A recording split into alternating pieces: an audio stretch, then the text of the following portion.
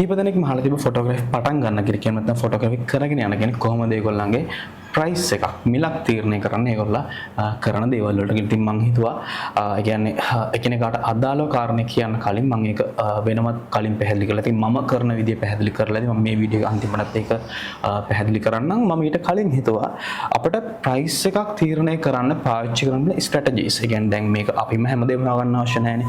හැබැයි ඕකට සාමාන්‍ය බිස්නසස් පාවිච්චි කරන ස්ට්‍රැටජිස් ප්‍රධාන වශයෙන් 7ක් ඔයගලන්ට පැහැදිලි කරන්න. ඒකේ පළවෙනි එක තමයි value based pricing. හරිද?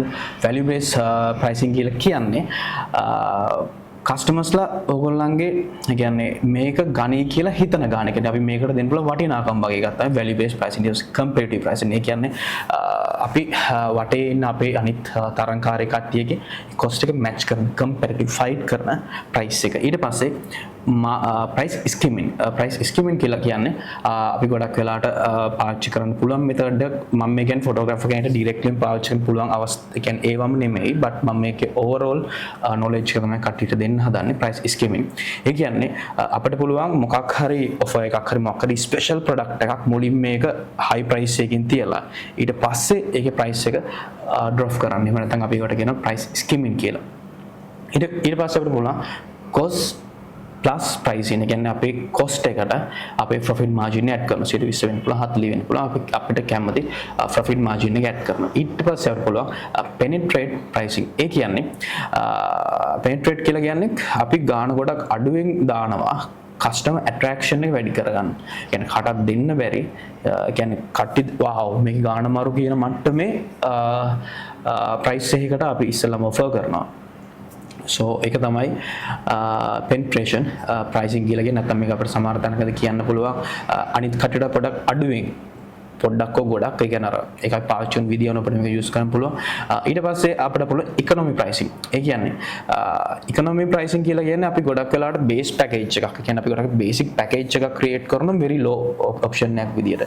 මම ඒකත් මම දැන් ඒකත් ඔයගොල්ලන්ට පැහැදිලි කරන්න. ඒ කියන්නේ දැන් අපේ package වලත් ඒ කියන්නේ මේ හැමදේම කරන්න කලින් අපි තේරුම් ගන්න ඕනේ අපේ ටාගට් මාකට් නැත්නම් ටාගට් ඔඩියන්ස් එක මම කියන්නේ හැම බිස්නස් එකක් සම්බන්ධයෙන් කවුද කියලා. එතකොට ඕගොල්ලෝ ටාගට් කරන බිලෝම කට්ටියක ඕගොල්ලන්ට මිස් වෙන්නේ නැති විදිහට අනිවාර්යෙන් ප්‍රයිස් එකක් තියෙන්න ඕනේ. ඕගොල්ලෝ වැඩියෙන්ම ටාගට් කරන කට්ටිය වෙන අඩුම ප්‍රයිස් දෙකක්වත් තියෙන්න ඕනේ cost. ඊට පස්සේ ඕගොල්ලන්ගේ future interest එක කියන්නේ ඕගොල්ලෝ යන්න හිතන් ඉන්න තැන. ඒ කියන්නේ ඕගොල්ලෝ ඉස්සරහට කරන්න කැමති වෙඩින් වල cost එකකට එකක් තියෙන්න ඕනේ. ඒ කියන්නේ සාමාන්‍යයෙන් සාමාන්‍යයෙන් අපි මාකටිංగ్ ගැන ඉගෙන ගන්න කියන දේ තමයි ඔප්ෂන් තුනක් තියන්න කියලා.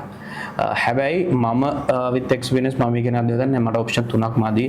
especially වෙඩින් වල අපි ඔප්ෂන් හතරක් තියෙනවා. හතරවෙනි ඔප්ෂන් එක අනිවාර්යෙන් ලක්ෂරි ඔප්ෂන් එක. first ඔප්ෂන් එක අපි බලාපොරොත්තු වෙන below කියන්නේ මම මේ කියන්නේ අපේ වෙඩින් වල අපේ බිලෝම කියන්නේ අපේ soft copy විතරක් අපේ starting price එක කියන්නේ ලක්ෂයයි. එතකොට ඒක තමයි අපි ටාගට් කරන බිලෝම audience එක. එතකොට අනිවාර්යෙන් අපි economy pricing තමයි මේ method එක apply කරලා ඊට පස්සේ අපි 2 and 3 එකට පාවිච්චි කරන වෙන method එක මම ඒක ඔයගොල්ලන්ට හිමීට පැහැදිලි කරන්න. ඊට පස්සේ dynamic pricing. dynamic pricing කියලා කියන්නේ season එක එහෙම නැත්නම් weather එක ඊට පස්සේ demand එකට ගැලපෙන්න අපි කාලෙන් කාලට price එක change කරලා ඉතින් මම දැන් කාරණා 7ක් කතා කරා. මම ඊළඟට චුට්ටක් පැහැදිලි කරන්න කොහොමද අපි මේවා අපේ වැඩවලට පාවිච්චි කරන්න කියලා එකින් එක ගැන. මම මේක ඊළඟ වීඩියෝෙන් කතා කරන්න.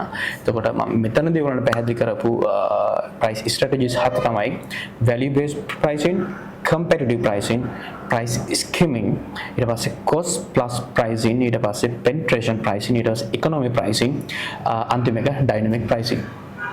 එතකොට ඇත්තටම මේ කියන්නේ දැන් කාලයත් එක්ක බලද්දී අපිත් අර හරියටම මේක දන්නේ නැති වුණත් මුල් අවස්ථාවේ අපි එක එක අවස්ථාවේ එක එක දේවල් යූස් කරලා තියෙනවා. ඉතින් අලුතෙන් පටන් ගන්න කියන්නේ මම මේ හැමතැනම මේක එකින් එක කතා කරනවා.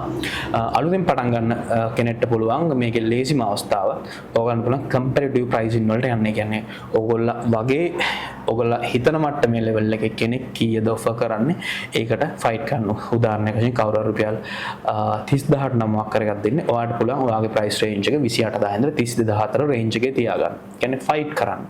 Competitive pricing. ඉතින් අපි මේ ගැන මේ එකින් එක තව පොඩ්ඩක් විස්තරාත්මකව හොඳට කතා කරමු ඊළඟ වීඩියෝ එකේ. Thank you.